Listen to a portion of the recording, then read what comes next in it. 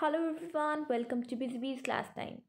So today we are doing the sixth part of abolition of slavery and which is of chapter French Revolution class 9. So let's start, and before starting I recommend all of you to like, share, comment and subscribe my channel and press the bell icon to get the day-to-day notifications of my channel and share it with your friends, and let's start.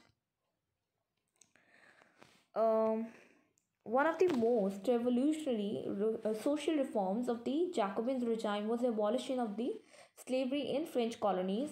These colonies in Caribbean, Martinique, Guadeloupe, and Saint Domingo was the important suppliers of the commodities like तंबाकू, indigo, and sugar and coffee. तो उसके बाद क्या हुआ कि abolition of slavery मतलब काम करवाना, दूसरों से जो स्लेव्स हैं उनसे काम करवाना। तो क्या कहते हैं, बहुत सारे जो सोशल रिफॉर्म्स थे जैकोबिन क्लब रिजाइम के, उन्होंने क्या किया, फ्रेंच कॉलोनीज़ में जो स्लेवरी थी उसे पूरी तरह ख़त्म कर दिया। फ्रेंच की कॉलोनीज़ थी कैरिबियन में, कौन सी कॉलोनीज़ थी, मार्टिनिक, गॉडेलोप और सैन डोमिंगो, जो बहुत ही इंपॉर्टेंट सप्लायर्स थी किस किस चीज़ की, तंबाकू, इंडिगो और शुगर और कॉफ़ी की। ठीक है, but the reluctance of the European to go and work in distant and unfamiliar lands a shortage of labor on the plantation. So this was meant by the triangular slave trade between Europe, Africa and America. The slave trade began in 17th century. उसके बाद क्या हुआ कि Europeans जो थे वो वहाँ पर काम नहीं करना चाहते थे, क्योंकि जो वहाँ पे उन्हें नहीं अच्छा लगता था काम करना, कि और वहाँ पे क्या हुआ, प्लांटेशन मतलब लेबर की शॉर्टेज हो गई कि वहाँ पे काम नहीं हो पा रहा था उनसे। फिर तो उन्होंने ट्रायंगुलर स्लेव ट्रेड कर दिया, किसके बीच, यूरोप, अफ्रीका और अमेरिका के बीच में। जो स्लेव ट्रेड था वो कब शुरू हुआ, 17th सेंचुरी में। जो फ्रेंच मर्चेंट्स थे sailed the ports of the Bordeaux और Nantes to the African coast and they brought slaves from the local chieftains. तो फिर क्या, फ्रेंच मर्चेंट जो थे वो सेल करते थे, कैसे, जो स्लेव्स थे अफ्रीकन कोस्ट से स्लेव ट्रेड को लाते थे, और कहाँ से लाते थे, वो लोकल चिफ्टियंस से लाते थे और अफ्रीकन कोस्ट तक उन्हें लेकर जाना था। ब्रांडेड और shackled the slaves were packed tightly into ships for the 3 months across the Atlantic to Caribbean. तो कैरेबियन और अटलांटिक पहुंचने में उन्हें 3 महीने लग जाते थे, 3 months। तो वहाँ पे उन्हें अच्छी तरीके से, जैसे किसी सामान को लेकर जाते हैं वहाँ पे उन्हें बॉक्सेस में पैक कर दिया जाता था। तो उन्हें क्या करा जाता था कि मतलब उन्हें प्लांटेशन ओनर्स के पास ले जाते थे। जो एक्सप्लॉयटेशन ऑफ स्लेव लेबर था वो पॉसिबल हुआ, क्यों, क्योंकि यूरोपियन मार्केट में शुगर, कॉफ़ी और इंडिगो की डिमांड थी, बहुत ज़्यादा बढ़ रही थी। Ports like Bordeaux and Nantes owned their economic prosperity to flourishing the slave trade. Bordeaux और नैंड्स जो है एक जगह का नाम है, पोर्ट सिटीज़ का नाम है, जहाँ पे बंदरगाह टाइप होता है ना जो, तो वहाँ पे जो इकोनॉमिक प्रॉस्पेरिटी थी बहुत ज़्यादा बढ़ रही थी, क्योंकि वहाँ पे स्लेव ट्रेड जो था बहुत ही ज़्यादा अच्छा चल रहा था उनका। वहाँ से मतलब उनसे उन्हें बहुत ज़्यादा पैसा आ रहा था। Through out the 18th century there was a little criticism of the slavery in France. The National Assembly has long debates for right of men to be extended to French subjects, including those to the colonies, but didn't pass any law featuring a pause for businessmen became dependent on the slave trade. तो 18th century में क्या हुआ कि बहुत सारी criticism हुई कि slave trade नहीं होना चाहिए, बहुत गलत बात है, नेशनल असेंबली ने किया, लेकिन फिर भी वो बंद नहीं हो पाई, क्योंकि बिग बिजनेसमैन जो थी उनका जो था काम ही उस स्लेव ट्रेड पर डिपेंड था टोटली। तो it was finally convection which 1794 legislated to free all the slaves in French overseas possessions, and this however turned out their long-term measure. 10 years later Napoleon reintroduced the slavery. तो उसके बाद क्या हुआ, convention ने जो था free कर दिया स्लेव्स को, कि वो अगर अपनी मर्ज़ी से अगर जाना चाहते हैं तो वो जा सकते हैं, अगर नहीं तो उन्हें कोई भी फोर्स नहीं कर सकता। 1792 की गवर्नमेंट ने कर दिया कि स्लेव्स जो हैं जहाँ जाना चाह सकते हैं जा सकते हैं। और जो ये शॉर्ट टर्म मेजर था, और जब नेपोलियन बोनापार्टी आया 1805 में, तब उन्होंने जो था स्लेव ट्रेड को था दोबारा री इंट्रोड्यूस कर दिया था। जो प्लांटेशन ओनर्स थे उन्हें क्या लगा था कि the plantation owners understood their freedom as the right to enslave the African Negroes in the pursuit of the economic interest. Slavery was finally abolished in the colonies of 1780 18 sorry 1848 1848 को finally वो totally abolish हो गए थे। Negroes कौन है? जो African blacks जो लोग हैं ना, जो जिनकी बहुत सारी पॉपुलेशन है अफ्रीका में, उन्हें हम नीग्रोस कहते हैं। तो फाइनली जो 1848 में जो थी, जो स्लेवरी जो थी टोटली अबॉलिश की गई थी।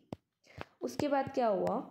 Revolution every day. अब उसके बाद रेवोल्यूशन तो कब खत्म हो गया, लेकिन डे टू डे रेवोल्यूशन तो होता ही रहता है ना। तो can politics change the clothes people wear, the language they speak और the books they read? The years following in 1789 of French saw many such changes in the lives of men, women and children, and the revolutionary government took it upon themselves to pass a law and would translate the ideas of liberty, equality and everyday practice. तो कहते हैं कि politics क्या वैसा वे change कर सकती है कि लोगों को कैसे कपड़े पहनने हैं, लोगों को कैसे बात करनी है, लोगों को कैसी बुक्स रीड करनी है। लेकिन 1789 से पहले जो था गवर्नमेंट का पूरा था कि वहाँ पे कौन सी मूवी आएगी, कौन सी देखने लायक है, तो उसको एक टेस्ट पास करना पड़ता था। उसके बाद ही जो थी मूवी आ सकती थी। लेकिन उसके बाद जो था, जो लोगों को क्या रीड करना था, क्या पढ़ना था, क्या देखना था सॉरी, सब कुछ वो खुद डिसाइड करते थे।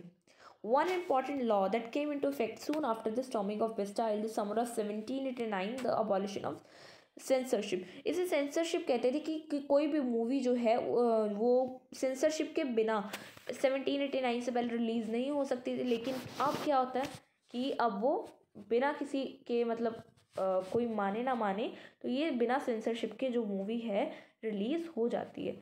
तो जैसे हमारे भी यहाँ पे कई मूवीज़ होती है जो देखने लायक नहीं होती, तो वहाँ पे सेंसरशिप होती है कि 18 से बिलो जो है लोग नहीं देख सकते उसे। तो ऐसी सेंसरशिप होती है। In older time all written material, the cultural activities, books, newspaper, plays could be published and performed only before they had been approve the censors of the king. तो उसके बाद कहीं न्यूज़पेपर में कोई गलत किंग के खिलाफ तो नहीं छाप रहा, कोई मतलब प्लेस जो है कहीं इनइक्वालिटी तो नहीं ला रहे सोसाइटी में। तो इन सब का जो था कंट्रोल किस पे रहता था? किंग पे, मतलब किंग का कंट्रोल रहता था इन सब चीज़ों पे। तो now the declaration of the rights of man and citizens proclaim the freedom of speech expression to nationalize the newspaper pamphlets, books and printed pictures floated into towns of France from where they have rapidly from into the king's side। तो इसमें भी यही है कि लोग जो चाहे वो रीड कर सकते थे। अब तो newspaper pamphlets, books, printed pictures, तो उनमें कोई भी रोक टोक नहीं थी तब। They all described and discussed the events and changes taking place in France. तो कैसे कैसे फ्रांस में चेंजेस आ रहे थे उसके बारे में भी डिस्कस करते थे कंट्री साइड वाले लोग, मतलब विलेज साइड वाले लोग। और freedom of the press also meant to opposing their views and they could be express each side sought to convince the others of its position through the medium of print. Plays, song and festive attracted the large number of people. This was one of the way to grasp and identify with the idea of liberty and justice, and philosopher could read and length in the text which could only handful of the educated people that could read. तो इसके बाद क्या हुआ कि बहुत सारे ideas लाए गए लिबर्टी, फ्रीडम के। देखिए जो बहुत सारी बुक्स में छपे गए और स्पीकर्स में बोले गए कि जो लोग पढ़ लिख नहीं सकते वो स्पीकर्स में सुनते थे, और जो लोग पढ़ सकते थे वो उनके लिए जो पैम्पलेट्स वगैरह थी, जो फिलोसफर लिखते थे, वो बहुत ही ज़्यादा हेल्पफुल होती थी। इसके बाद क्या हुआ? कंक्लूजन। तो कंक्लूजन जो है ये बड़ा ज़्यादा इंटरेस्टिंग पार्ट है। तो इसमें क्या हुआ? 1804 में नेपोलियन बोनापार्टी ने अपने आप को क्या कर लिया? फ्रांस का एम्परर घोषित कर लिया। तो he set out the conquer neighbouring countries of Europe, disposing dynasties and creating kingdoms and placed members of his family. Napoleon saw his role of the modernizer of Europe. So he introduced many laws as protection of the private property, uniform system of weight and measures, and provided it to the decimal system. तो उसके बाद क्या हुआ? 1804 में Napoleon बोनापार्टी ने अपने आप को एम्परर घोषित कर दिया कि we are now the emperor, sorry I am now the emperor. तो उसके बाद क्या हुआ कि उन्होंने क्या किया कि जो नेबरिंग कंट्री से यूरोप की, उस पर पूरा कब्जा जमा लिया, और जो अपने फैमिली मेम्बर्स को वहाँ पे बिठा दिया गया नेपोलियन बोनापार्टी के, उन्होंने क्या किया कि एक बहुत ही अच्छा लॉ किया था कि प्राइवेट प्रॉपर्टीज़ की, लोगों की प्राइवेट प्रॉपर्टीज़ जो है उनसे कोई छीन नहीं सकता, और एक वेट और मेजर्स का यूनिफॉर्म जो है मेजर लाए थे। कौन सा? डेसिमल सिस्टम भी वही लाए थे। तो initially many saw the Napoleon as the liberator who could be the freedom for the people, but soon Nepolitic armies came to be viewed everywhere as the invading force. He finally defeated in the Waterloo in 1815। तो 1815 में जो थे वो हार गया था जो Napoleon जो था। तो उसके बाद पहले पहले क्या हुआ, लोग जो थे पहले उसे बहुत ज़्यादा अच्छा मानने लगे क्योंकि वो फ्रीडम के नए नए आइडियाज़ ला रहा था, फ्रीडम के न्यू न्यू आइडियाज़ ला रहा था। तो पर उसके बाद क्या हुआ, उनकी जो नेपोलिटिक मतलब नेपोलियनिक जो आर्मीज थी वो हर जगह देखी गई, और फाइनली वो 1815 में उसे क्या हुआ, वो हार गया किस में? बैटल ऑफ वाटरलू में, जो आपने जीके की बुक्स में कई बार सुना होगा।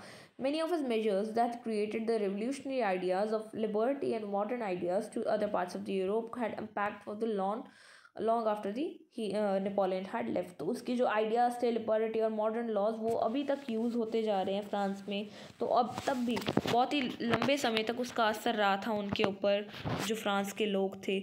Ideas of liberty and democratic rights were the most important legislature of French Revolution। They spread from France from rest to Europe during the 19th century। तो इसमें क्या हुआ कि आइडियाज़ जो लिबर्टी और डेमोक्रेटिक राइट्स थे बहुत ही इंपॉर्टेंट थे, किसके लिए? फ्रेंच रेवोल्यूशन के लिए, बिकॉज वो डे टू डे स्प्रेड होते जा रहे थे 19th सेंचुरी में। तो इन्होंने बहुत ही ज़्यादा फीचर्स लाए, और मतलब बहुत ही ज़्यादा मतलब इनका जो था आइडियाज़ थे, बहुत ही ज़्यादा लोगों ने इनके आइडियाज़ को जो प्रमोट किया। जो टिप्पू सुल्तान थे और राम मोहन रॉय थे वो टू एग्जांपल्स है जो जो जिनके जो आइडियाज़ थे फ्रीडम के, कहाँ से आए थे? फ्रेंच रेवोल्यूशन से। सो हमारा चैप्टर ख़त्म होता है यहीं पे। तो do like, share, comment and subscribe my channel, and thank you for watching, and stay tune for the next videos, and thank you and bye.